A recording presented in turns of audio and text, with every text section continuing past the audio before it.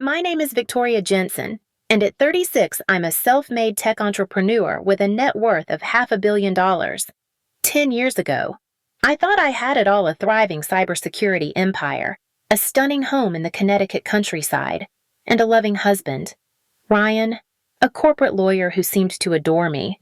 But while I was planning our 10th anniversary celebration, I stumbled across a betrayal so calculated, so cold, it shattered my world. On Ryan's laptop, left open by some cruel twist of fate, I found divorce papers marked to be filed only after he'd completed an offshore asset search to claim half of everything I'd built. He thought he could outsmart me, that I was just an emotional woman who'd crumble under his legal expertise. He was wrong.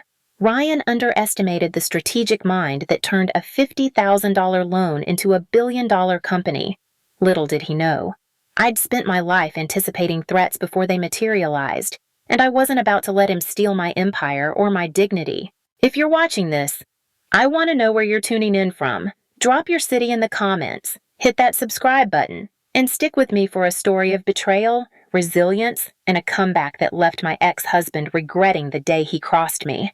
I grew up in a modest, middle-class home in Minneapolis, the only child of two public school teachers who poured their hearts into their students and their daughter. We didn't have money for extravagant vacations or designer clothes. Our summer trips were to local lakes, and my wardrobe came from thrift stores. But my parents gave me something far more valuable: an unwavering belief in the power of my mind. "Your intellect is the one asset no one can take from you," my father would say, his voice steady with conviction. Those words, simple yet profound, became the cornerstone of my life, though I didn't fully grasp their weight until decades later. From an early age, I was different. While other girls my age plastered their walls with boy band posters and dreamed of prom dates, I was hunched over a clunky computer in our garage, teaching myself to code. I'd spend hours building primitive network security systems, fascinated by encryption algorithms and the invisible architecture of the digital world. My parents didn't understand my obsession. My mother once asked if I was secretly planning to hack the Pentagon, but they supported me with a fierce, quiet pride. They converted our garage into a makeshift computer lab, complete with a second-hand desk and a flickering fluorescent light. It wasn't much, but to me, it was a sanctuary where I could dream beyond the confines of our modest life. High school was a blur of math competitions and late nights debugging code. I graduated as valedictorian and earned a full scholarship to MIT, where I pursued dual degrees in computer science and business. College was exhilarating but isolating. I was often the only woman in my classes, and the condescension from male peers and professors was a constant hum in the background. "Are you sure you're in the right major?" one advisor asked, peering over his glasses. I'd smile politely and keep working, letting my grades and projects speak for themselves. By the time I graduated summa cum laude, I'd identified a critical gap in the cybersecurity market: a lack of robust, adaptive protocols to protect against increasingly sophisticated data breaches. Silicon Valley giants dangled six-figure offers, but I turned them down. I had a vision, and I wasn't going to build someone else's empire when I could create my own. With a $50,000 loan from my parents' retirement savings, a sacrifice that still humbles me, I founded Secure Nova at 23, working out of a cramped studio apartment that smelled faintly of mildew. The first 3 years were a brutal test of endurance. I worked 18-hour days, survived on ramen noodles and black coffee, and faced rejection after rejection. Venture capitalists, almost all men, would listen to my pitch with polite disinterest, then ask to speak to the technical lead or the real founder. I'd calmly explain that I was both, watching their skepticism deepen. "You're impressive, but this is a tough industry," one said, leaning back in his chair. "Maybe start with something smaller." Their condescension didn't deter me, it fueled me. Every no was a spark, every patronizing smile a reminder that I had to prove them wrong. My breakthrough came when a major financial institution suffered a catastrophic data breach, losing billions and exposing millions of customers' data. The security protocol I'd been pitching for years, met with eye rolls and dismissive chuckles, suddenly became the industry's most sought-after solution. Within 18 months, Secure Nova grew from 3 employees to over 200. By my 30th birthday, the company's valuation soared past $500 million. Today, it's worth over $2 billion, a testament to the grit and foresight that Ryan would soon underestimate. I met Ryan 7 years after founding Secure Nova at a charity gala in New York City. By then, I was a fixture in the tech world, gracing the pages of Fortune and Forbes, named one of the most influential women in tech. The gala was a glittering affair, filled with Silicon Valley elites and Manhattan socialites, all jockeying for attention. I was nursing a glass of champagne at the bar, dodging yet another startup pitch. When Ryan approached, he was charming, unpretentious, a corporate attorney who seemed genuinely curious about my work. Unlike the others, he didn't launch into a monologue about his own brilliance. Instead, he asked insightful questions about cybersecurity ethics, listening intently as I spoke. "Most people here want to pitch me their startup ideas," I said, half joking. "I'd rather hear about yours, the one that actually worked," he replied, his smile warm and disarming. It was the kind of smile that reached his eyes, the kind that made you feel seen. Our courtship was a whirlwind, a dizzying blur of late-night conversations and weekend getaways. Ryan was everything I thought I wanted: intelligent, ambitious, but not intimidated by my success. Sophisticated yet grounded, with a knack for making me laugh. 6 months after we met, he proposed during a private helicopter tour over New York City, the skyline sparkling below us like a promise. I said yes without hesitation, my heart full of a love I thought was unshakable. Looking back, I should have seen the signs. Ryan was drawn to grandeur, extravagant gestures, displays of wealth, the trappings of status, the helicopter proposal, the 5-star vacations, the insistence on hosting lavish dinner parties. They weren't just romantic, they were calculated to project an image. But in those early years, I saw only perfection. We complemented each other, or so I thought. My technical mind balanced his legal expertise. His social ease helped me navigate the networking events I found draining. We built a stunning modern home in the Connecticut countryside, with floor-to-ceiling windows and a sprawling lawn that felt like a world apart from the chaos of the city. We traveled the globe: Paris, Tokyo, Santorini, collecting memories and souvenirs that filled our shelves. I supported his career, celebrating his promotions, while he seemed to cheer mine, attending Secure Nova's milestones with a proud smile. It was the life I'd dreamed of, the kind of partnership I'd imagined as a girl in Minneapolis, coding in a garage. But it was a facade, one I'd constructed in my own mind, blind to the cracks forming beneath the surface. Ryan's legal practice specialized in high-net-worth divorce cases, representing wealthy clients, mostly men, in their marital dissolutions. His work was lucrative, prestigious, and, I later realized, a masterclass in manipulation. I once joked about keeping our finances separate, a playful nod to his expertise. My clients should have been so smart. He laughed, and I took it as a compliment, a nod to my business acumen. Now, I see it for what it was, a glimpse into a mind already plotting moves ahead. The warning signs were there from the start, subtle but persistent. Ryan's fascination with my wealth wasn't overt, but it showed in small ways. He tracked Secure Nova's stock price with an intensity that felt off, checking it daily on his phone. He'd casually mention which assets were in my name versus his, as if cataloging them in his mind. He suggested offshore investment opportunities complex, opaque structures that would have made tracing my finances a nightmare. I chalked it up to his professional curiosity, never suspecting a deeper motive. After all, we were the perfect power couple, weren't we? Our life looked flawless from the outside: dinner parties with tech moguls and Manhattan socialites, donations to prestigious charities, appearances at the right galas. But behind closed doors, an emotional distance grew, a slow, creeping chill I couldn't name. In the final year of our marriage, Ryan's behavior shifted more noticeably. Phone calls ended abruptly when I entered the room, his voice dropping to a whisper before he hung up. He worked late nights that couldn't be verified, claiming client emergencies. Weekend conferences came with no agendas or promotional materials, just vague explanations. His personal laptop, once left open on our shared desk, suddenly required a password. These were the classic signs of betrayal, the kind I'd seen in movies or read about in novels. But I, with my analytical mind honed to spot digital threats, rationalized them away. He's stressed, I told myself. His work is demanding. I tried everything to bridge the gap, planned romantic getaways to rekindle our spark, suggested couples therapy to address the distance, even examined my own behavior for flaws I could fix. Ryan reassured me with practiced ease. Everything's fine. Vic, he'd say, his hand resting on mine. The Williams case is killing me. Once it's settled, things will go back to normal. I believed him because I wanted to, because the alternative was too painful to face. So, as our 10th anniversary approached, I threw myself into planning the perfect celebration, hoping it would restore what we'd lost. That's when everything changed.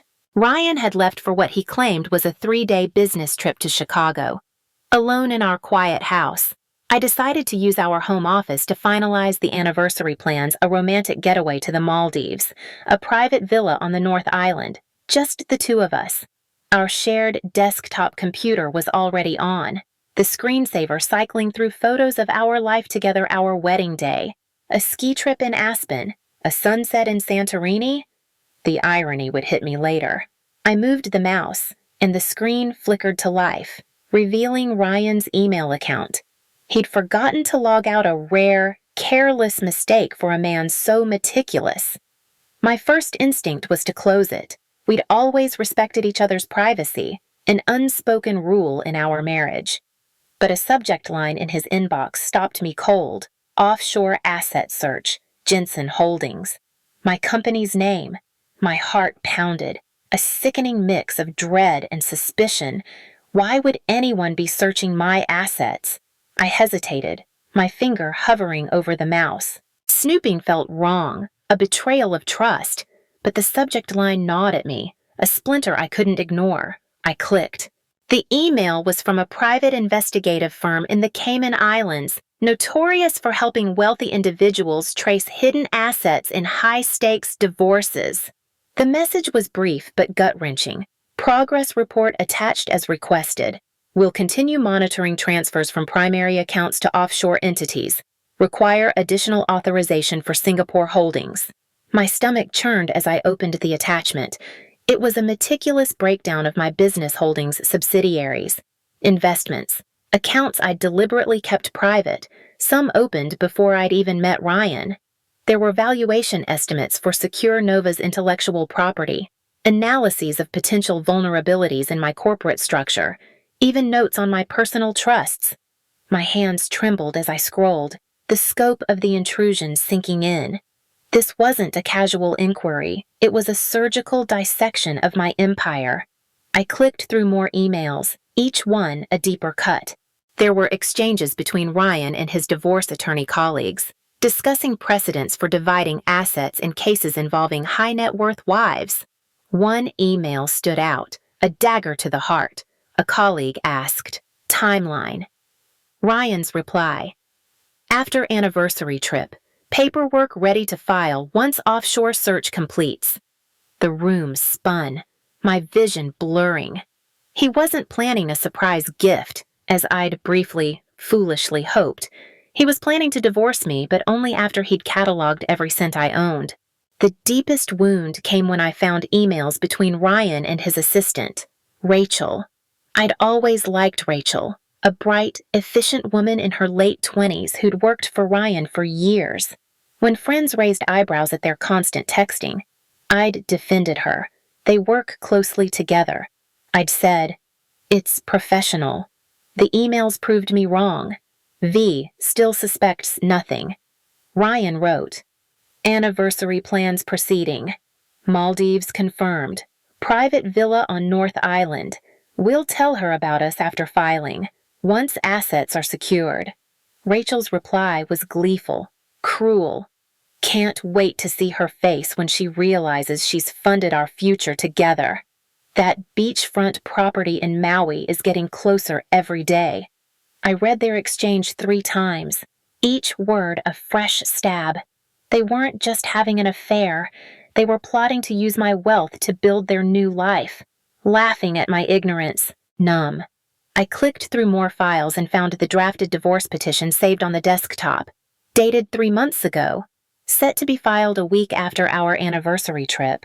It claimed half of Secure Nova, citing Ryan's substantial contributions to its growth contributions that never existed. I sat motionless for hours, the screen's glow burning my eyes, absorbing the full scope of his betrayal. The man I'd loved, trusted, shared a decade with, had been methodically planning to strip me of everything I'd built long before I knew his name. Our home office, once a shared sanctuary, felt like an enemy's war room. The pain was physical, a crushing weight on my chest. I stumbled to the bathroom, locking the door, and sobbed until my body ached, curled on the cold tile where Ryan wouldn't hear me if he returned early. Then came the self-recrimination, waves of it, relentless. How could I have been so blind I ran a cybersecurity company, for God's sake? I protected multinational corporations from sophisticated threats. Yet I'd missed the one sleeping beside me every night. The humiliation was almost as bad as the betrayal, Ryan and Rachel mocking me, his colleagues privy to his plan before I was. The inevitable headlines when the tech world learned Victoria Jensen had been outwitted in her own home. After the tears came an eerie stillness, a shock so deep it numbed me. I wandered our house like a ghost, touching wedding photos, vacation trinkets, books we'd read together. Every memory was tainted now, poisoned by doubt. Had any of it been real? Had he ever loved me? Or was I just a 10-year investment strategy from the start? I didn't eat or sleep that night, my mind caught in a loop of pain and questions with no answers. By dawn, something shifted. The devastated woman on the bathroom floor was gone, replaced by someone colder, sharper, more focused than I'd ever been. My father's words echoed, "Your mind is the one asset no one can take from you." I'd built Secure Nova with strategic foresight, anticipating threats before they materialized. Now, I'd apply that same clarity to a new problem protecting what was mine. Ryan had made a fatal miscalculation. He thought he knew everything about my business because he had access to our home, my casual conversations, my unguarded moments. He saw me as a successful woman who could be emotionally manipulated, not the strategist who'd outmaneuvered competitors and skeptics for years. He was about to learn who he'd married. As the sun rose, grief hardened into resolve. I picked up my phone and called the one person I trusted implicitly, Marcus, my childhood friend and Secure Nova's CFO. "We need to talk," I said, my voice steady. "Not at the office. Tell no one." "No." Marcus met me at a small cafe 30 miles from our usual haunts, a place Ryan would never think to look. As my oldest friend and the financial mastermind behind Secure Nova's growth, Marcus knew my business and personal finances inside out. I'd hired him after my company's first big win, trusting his brilliance and loyalty. His face darkened as I laid out what I'd found, my voice low but unwavering. When I finished, he sat in stunned silence before speaking. I never liked him. Vic, but I didn't think he was capable of this. I leaned forward, my eyes locked on his. "I need your absolute discretion. No one at the company can know." "Not yet." He nodded, then hesitated. "There's something else. Ryan's been making inquiries through back channels about your Cayman and Swiss accounts. 3 months ago, I thought you'd authorized it, that it was part of a tax strategy." My blood ran cold. The betrayal was deeper than I'd imagined. "There's more," Marcus said, his voice tight. Our security team detected unusual access patterns to your company email 2 months ago. The IP traced back to your home network. The pieces clicked into place. Spyware. Ryan hadn't just been planning a divorce. He'd been spying on me, potentially accessing sensitive corporate data. This wasn't just personal, it was corporate espionage. We spent 4 hours in that cafe, sketching the outlines of a counter strategy. By mid-afternoon, we'd moved to a private conference room in an attorney's office in a different city, far from prying eyes. By evening, I'd assembled a small, elite team, Patricia Winters, New York's top divorce attorney, whom Ryan had once called too aggressive with a smirk. James Chin, my financial advisor who'd structured my original holdings, and Eliza Montgomery, a digital forensics expert from Secure Nova's Advanced Security Division. My goal was clear: protect my assets without tipping Ryan off that I knew his plan. Any sudden fund transfers or corporate restructuring right after his business trip would scream suspicion. Patricia laid out the legal landscape. Connecticut is an equitable distribution state, not community property. That's in your favor. Assets owned before marriage stay separate if they haven't been commingled. The challenge is proving their separate character. I asked about Secure Nova, Ryan's claim to half its value. Did he ever work for the company board member, advisor, investor? Patricia asked. Never. I said, I kept our professional lives separate. Good. Did you transfer shares to him or add his name to corporate documents? Never. She nodded, a glint of approval in her eyes. That's a strong start, but we need airtight documentation. James outlined the financial strategy. Your corporate structure is a fortress. The Delaware holding company owning your intellectual property hasn't been touched since before your marriage. The Singapore expansion you've been planning for 6 months gives us a legitimate reason to move certain assets. We dissected every account, property, and investment. Ryan had focused on my international holdings, likely thinking they were easier to claim. Eliza's findings were chilling. Your home devices are compromised. Sophisticated spyware, professionally installed, capturing screenshots, keystrokes, communications. Your home's likely bugged, too. It explained Ryan's uncanny knowledge of my private business matters. I'd discussed sensitive deals at home, assuming I was safe. Can you remove it without him knowing I asked? Not without risk, Eliza said. But we can feed it selective information while you use secure channels for real operations. This became a cornerstone of our plan. Let Ryan think his surveillance was working while I operated in the shadows. Over the next 24 hours, I barely slept. My team refining a 7-day counter strategy. It had 5 pillars: accelerate the Singapore expansion for legitimate business reasons, formalize intellectual property ownership through the Delaware entity, document the premarital nature of my assets, secure personal valuables, and use digital misdirection to keep Ryan in the dark. Every move had to be flawless, disguised as routine business while I played the role of a clueless wife planning an anniversary. As dawn broke on day 2, I faced my team. Ryan thinks he's playing chess while I'm playing checkers. He's about to learn I've been playing 3-dimensional chess all along. The broken woman on the bathroom floor was gone. In her place was the strategist who'd built a billion-dollar company from nothing. Ryan had underestimated me, separating the successful woman he married from the mind that made her successful. That was his fatal mistake. Day 1 began as Ryan's flight took off for his conference, a romantic getaway with Rachel at a Cayman Islands resort. My private investigator confirmed. The irony wasn't lost on me. He was cheating and hunting my assets in the same place. I called an emergency board meeting, citing a competitive threat requiring immediate action. The board, trusting my track record, unanimously approved accelerating the Singapore expansion. By noon, corporate attorneys were drafting legal structures for the Asian market. By evening, $75 million in corporate assets began moving through proper channels to the new Singapore entity.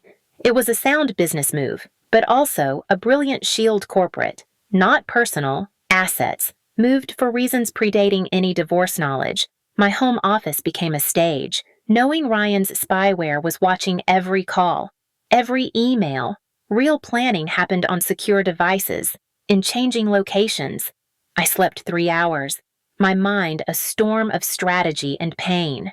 Day 2 focused on intellectual property, secure Nova's core value. James and the legal team worked with patent attorneys to strengthen documentation, proving these assets belonged to the Delaware Holding Company, established 4 years before I met Ryan. "We're not moving anything," Patricia said. "We're clarifying what's always been true." That afternoon, I called Ryan, my voice bright with feigned excitement about our anniversary. Each word was glass in my mouth. "I can't wait to surprise you," he said, his tone dripping with false warmth. "It'll be unforgettable," I replied, knowing how true that would be. Day 3 tackled premarital assets. James's team traced the organic growth of my investments, property appreciation, and reinvestments, proving the $500 million was a natural evolution of what I'd brought into the marriage.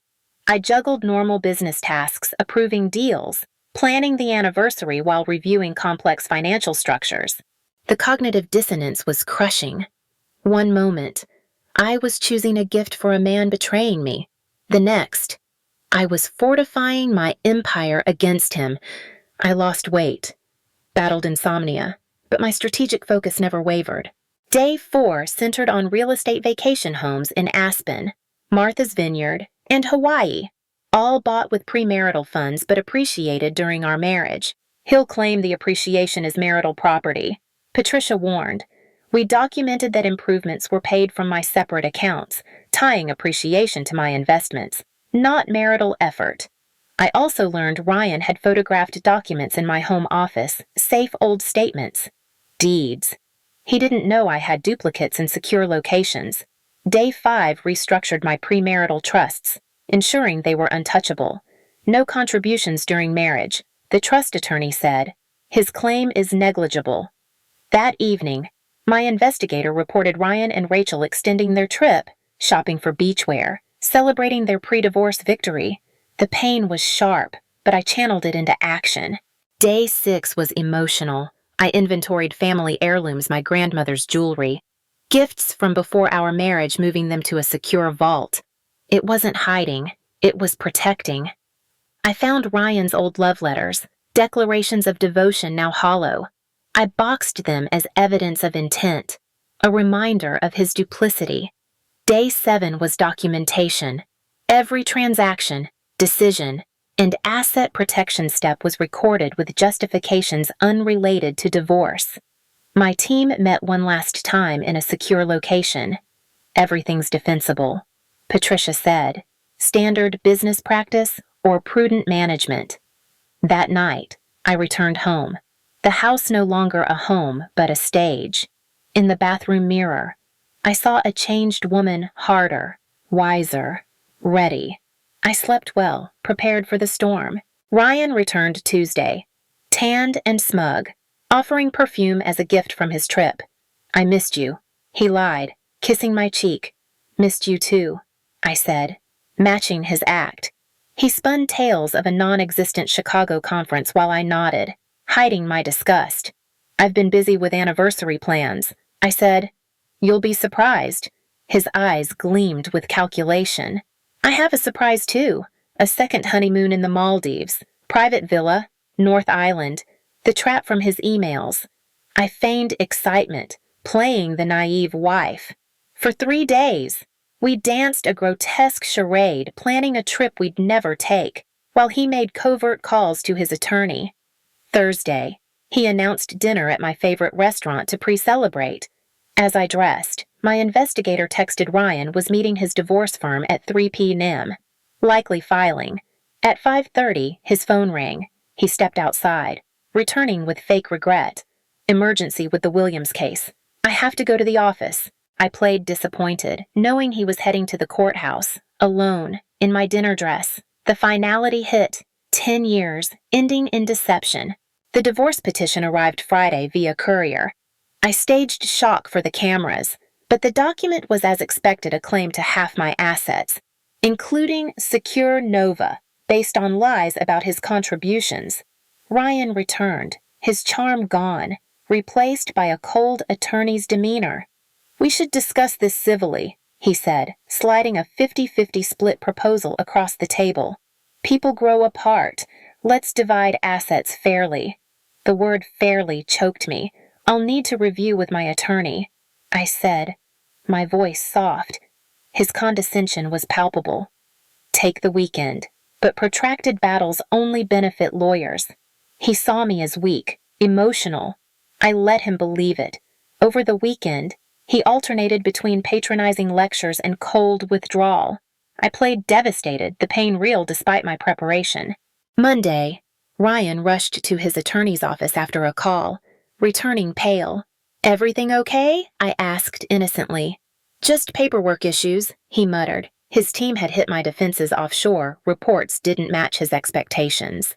Tuesday, his confidence cracked. Meetings growing frantic. Wednesday, he grilled me over dinner. What's Secure Nova Singapore, our Asia-Pacific HQ? I said calmly. Board approved months ago. The IP's always been with the Delaware company. Before we met. His smile faltered. By Friday, his plan unraveled. His team's emergency meeting with my attorneys revealed asset valuation discrepancies. My fortune was untouchable. That night, he paced, shouting into his phone. What do you mean? Premarital panic flickered in his eyes. He approached me, charm resurfacing. Maybe we've been hasty. Counseling. I stared, incredulous. After filing without warning. People make mistakes, he said, reaching for me. I pulled back. Yes, they do. The next week, Ryan unraveled. His team found Secure Nova's assets insulated by premarital structures. He shouted at his attorney, slammed walls, tried reconciliation, then threats. This could be a media circus, he warned. My business can handle scrutiny. I said, can your reputation? He tried accessing joint accounts at 3AM. Blocked by my security. His team's motion claiming I'd moved assets preemptively failed. My attorneys produced 18 months of business plans proving legitimacy. The judge denied it. Ryan's behavior grew erratic rage, fake affection, despair. One night, he accused me, you knew, didn't you? You set me up. I listed his betrayals, divorce, asset hunt, affair, spyware. How long have you known? He whispered. Long enough to know who you are. His case collapsed when my team presented his emails with Rachel and investigators, exposing his deception. His firm forced a leave of absence. Clients fled. In a final act, he stormed my office, shouting until security removed him. You destroyed everything, he yelled. The irony was pathetic. That night, in the office where it began, I felt peace. The man I'd loved was a fiction, the marriage a strategy. The pain dulled, replaced by acceptance. A month later, Ryan settled, taking a fair share of joint property but none of my premarital assets. His career ruined, Rachel gone. He moved to Chicago, a shadow of himself. At the settlement signing, he said, there were times it was real. I replied, I'll never know. And that's your doing. I walked away, free. 6 months later, I stood in my Manhattan penthouse, Central Park glowing below. Secure Nova thrived, Singapore exceeding projections by 30%. Emotionally, I rebuilt. Therapy with Dr. Levine helped me process betrayal trauma. Recovery isn't linear, she said. Some days, I felt strong. Others, grief hit hard. Friends like Sophia and my parents reminded me of real love. I sold the Connecticut house, erasing Ryan's traces, and bought this penthouse. A fresh start. Secure Nova launched a groundbreaking protocol, and I founded the Financial Literacy Foundation for Women, investing $20 million to empower financial independence. Speaking publicly, I shared my story's lessons without naming Ryan, connecting with women worldwide. Dating again. I met Michael, a neuroscience professor whose authenticity healed me. Stargazing on our third date, he apologized for lacking grand gestures. I prefer real, I said. Ryan's betrayal took my naive belief in perfect love, but gave me something better, a realistic view of connection, self-reliance, and strength through pain. He's in Chicago, his career a shadow. Rachel long gone.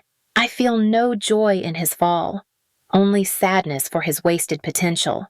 Secure Nova's headed for a $4 billion IPO, built on integrity, not deception. My life mirrors that now: authentic, transparent, secure. If you're facing betrayal, know the darkest moments hold growth. Trust can be rebuilt. Wisely. Success is sweetest when earned. Share your story below. Have you restarted after betrayal? Like, subscribe, and share this video to spread resilience. Thank you for joining my journey.